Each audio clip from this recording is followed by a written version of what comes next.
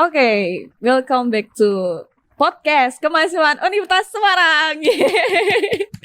Oke, siang ini nih kita kedatangan tamu spesial nih di USM dari Fakultas apa, Mas? Ekonomi. Ekonomi. Dengan siapa, di mana, dan bagiannya apa nih di Universitas Semarang?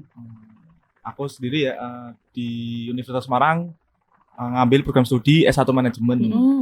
Ya, sebagai mahasiswa umum ya. Nah, sekarang menjabat jadi ketua HMJM.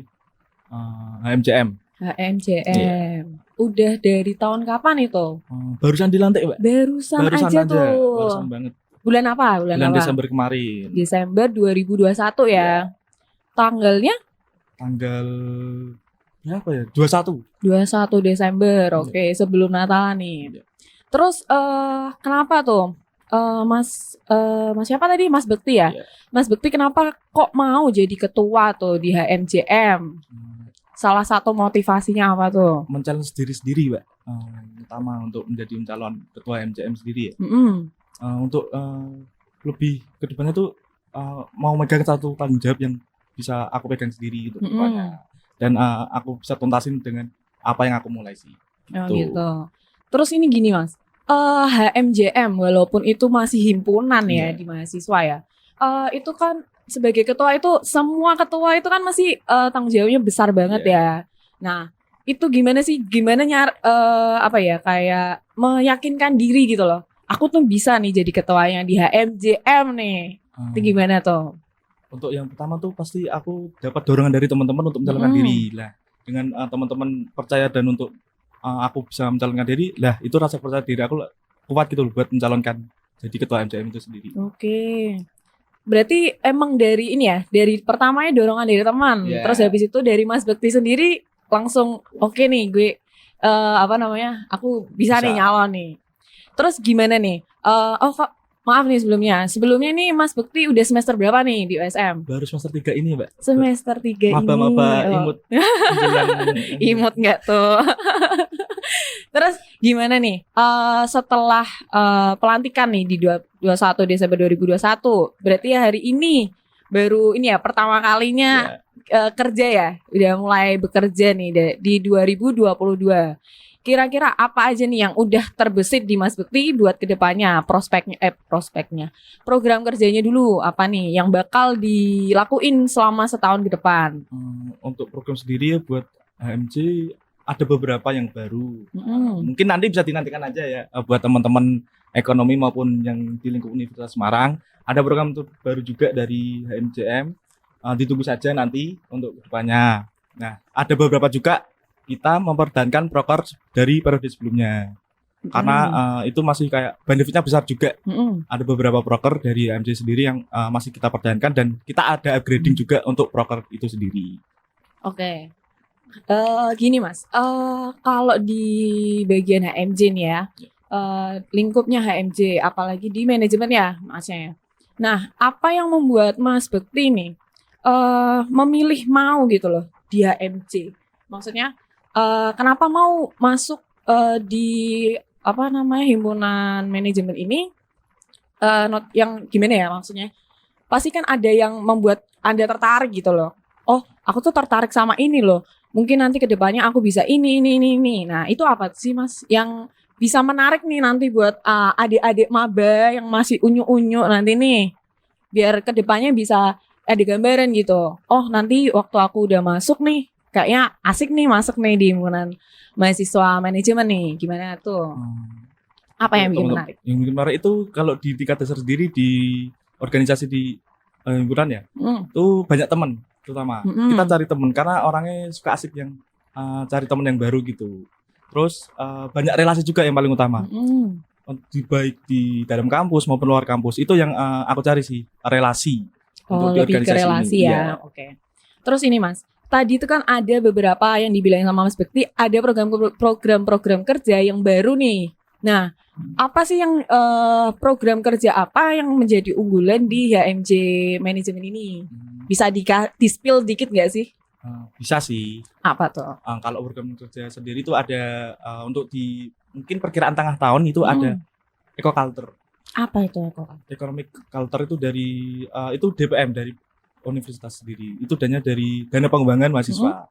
Itu kayak kita mempromosikan sama memperkenalkan lah universitas sama dari fakultas ekonomi itu sendiri. Sama ekonomi bisnis festival. Biasanya itu FBFest itu kita kasih di akhir untuk acara seneng-senengnya lah ibaratnya untuk di HMCM itu sendiri. Oh gitu. Itu proker-proker yang ibaratnya unggulannya kita lah. Oke. Terus nih Mas, kira-kira nih konsep acaranya sendiri itu mau gimana sih? Kok bisa sih dibilang ini bakal unggul nih acaranya? Itu gimana tuh?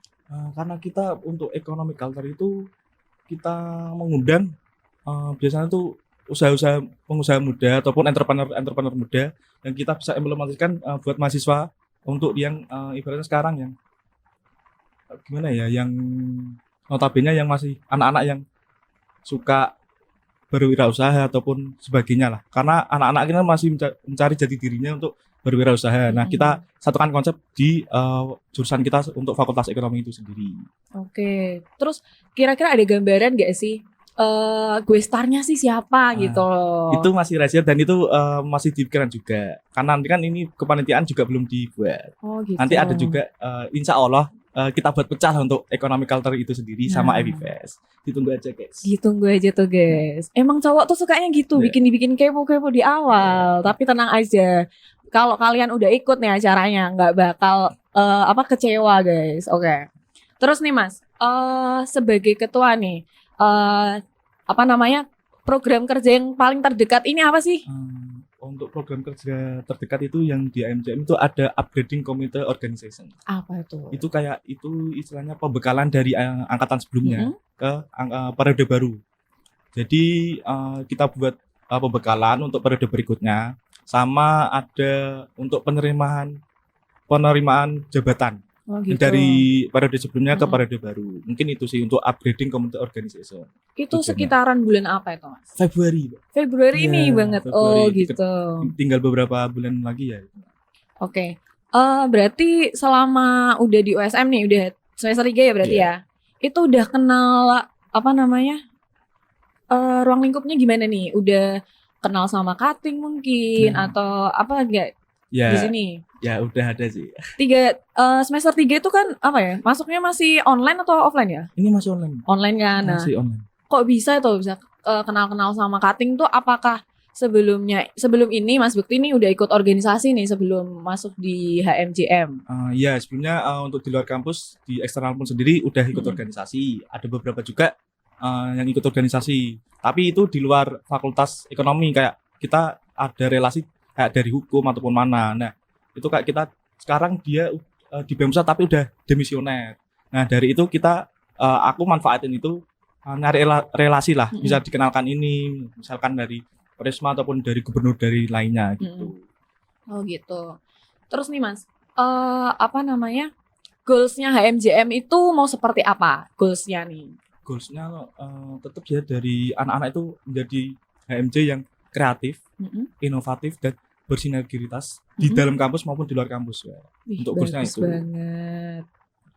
Terus gini Mas, saya ini kan dari himpunan baru nih, himpunan pariwisata, mungkin juga bisa saling betul, kita bisa saling sharing.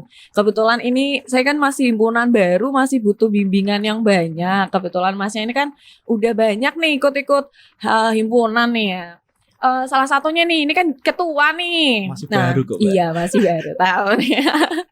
Tapi kan setidaknya waktu masuk di himpunan yang sebelumnya, itu kan setidaknya Mas Bekti itu udah ngerti gimana sih caranya berorganisasi, bagaimana berinteraksi sama orang tuh ini loh. Apa sih yang didapat waktu berorganisasi? Nah, kalau sejauh ini itu kan orang tuh kan kalau didengar tuh ya, kenapa sih kamu mau berorganisasi? Cuma nambah relasi gitu kan ya. Oke, balik lagi nih Mas. Gini, pertanyaan aku ulangin lagi ya. Tadi itu kan Mas Bekti bilang nih, karena di dalam berorganisasi itu biasanya kita lebih nambah relasi gitu kan ya.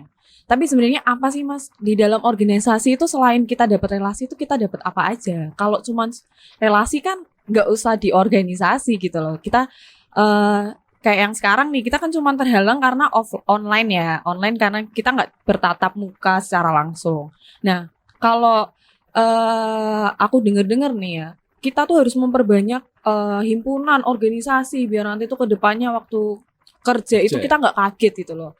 Nah, kira-kira dari Mas Bekti sendiri tuh setelah ikut beberapa organisasi itu gimana? Apa sih yang benar-benar didapat sama Mas Bekti?